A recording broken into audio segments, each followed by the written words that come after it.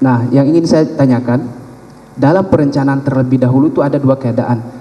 Keadaan tenang untuk menentukan kehendak dan memiliki waktu yang cukup. Mohon ahli jelaskan terkait dua hal tersebut. Terima kasih. Baik, izin melalui hakim yang terhormat. Di dalam hukum pidana, tadi sudah agak disinggung berkaitan dengan delicta commission dan delicta omission tadi dari Abdana. Tapi saya akan fokus kepada apa yang ditanyakan oleh jaksa penuntut umum.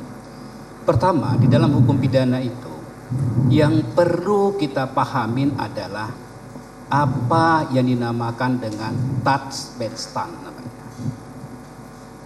Perbuatan yang mencocokin rumusan delik.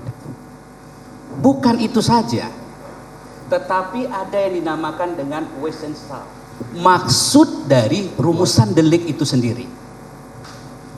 Di dalam hukum pidana, yang harus terfaktakan itu adalah bestanddeldelik. Bestanddeldelik inilah apa yang dinamakan dengan perbuatan yang dapat dipidana, atau diistilahkan dengan strafbaar feit van de feit namanya, atau sering kita katakan sebagai objective onschrecklement. Di dalam pasal 380 objective onschrecklement-nya 340, mohon maaf karena saking semangatnya di Mesir. 340 sebagai bestanddeldeliknya itu adalah merampas nyawa. Di situ bestanddeldeliknya itu adalah merampas nyawa.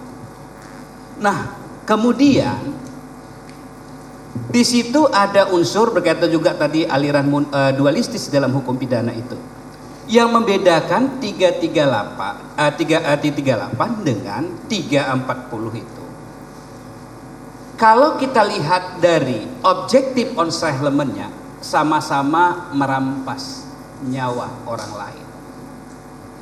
Namun untuk mengkualifikasi berkaitan dengan pembunuhan biasa dengan pembunuhan berencana, kita akan melihat berkaitan dengan unsur yang dinamakan dengan subjective onschrecklement-nya. Di mana di situ? Maka kita akan melihat berkaitan, karena dalam hukum pidana itu tadi nanti kaitannya dengan kesalahan itu ya, kesalahan. Nah, kesalahan itu harus kita maknai secara deskriptif normatif. Ini yang dikemukakan oleh Pompe. Dan ini di dalam praktek pengadilan, kesalahan secara deskriptif normatif ini menjadi praktek di dalam, karena akan gampang untuk melihat berkaitan dengan kesalahan. Karena itu kesalahan itu dimaknai sebagai willens and written, mengetahui dan menghendaki. Yang itu melekat di mana? Dia akan melekat di dalam actus reusnya. Maka untuk memfaktakan itu akan kita lihat di dalam bentuk actus reusnya di situ. Secara diskriminatif apa yang dimaksud di dalam rumusan delik, atau sering dikatakan oleh Prof. Mulyatno itu diistilahkan dengan norm perkraring namanya, atau norma, ya, pelanggaran norma yang dimaksud di dalam rumusan delik itu. Di situ, ya, karena ada unsur sengaja dan direncanakan, itu adalah unsur berkaitan dengan pemberatan di hadapan dengan pasal tentang pembunuhan biasa. Maka di dalam hukum pidana itu ada beberapa corak delik, corak dolus. Maka yang saya katakan bahwa pembunuhan pembunuhan yang direncanakan, ada unsur sengaja dan direncanakan itu adalah dolus premeditatus namanya. Apa yang menjadi syarat dolus premeditatus itu? Ada 3 syarat. Syarat yang pertama itu apa? Memutuskan kehendak, dilakukan dalam keadaan tenang. Kemudian ada waktu antara memutuskan kehendak dengan pelaksanaan kehendak. Ini yang dimaksud dengan dolus primitus. Ahli, Apakah dolus?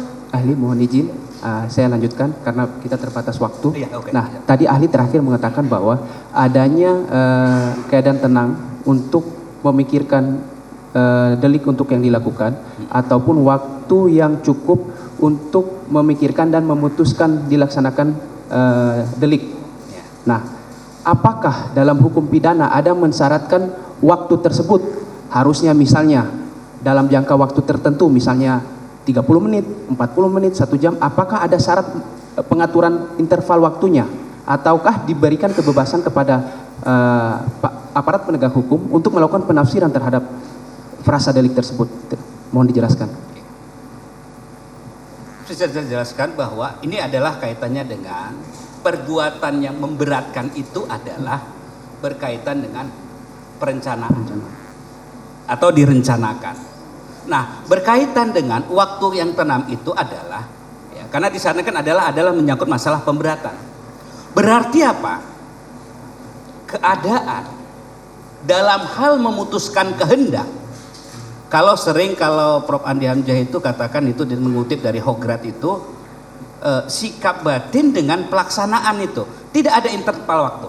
Jadi tidak ada interval Tidak waktu, ada batasan interval waktu, baik. Pada waktu dia misalnya begini, artinya apa di situ? Maksud dari rumusan delik itu apa?